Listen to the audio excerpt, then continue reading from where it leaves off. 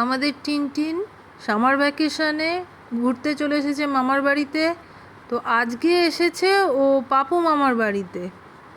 ওর পাপু মামার বাড়িতে এই ছাদটা ওর এত ভালো লাগে, দেখো রোদ্দুরের মধ্যে কেমন ছাদে ও ঘোরাঘুরি করছে, এদিক ওদিক ছাদে রোদ্দুরেই ও শুধু ঘোরাঘুরি করছে।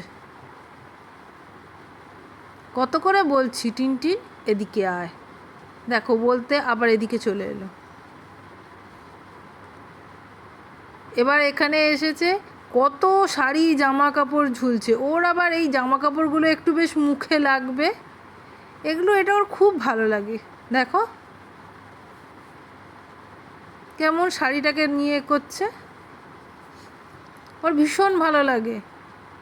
পাপু মামার বাড়ির ছাদটা ওর বড্ড ভালো লাগে।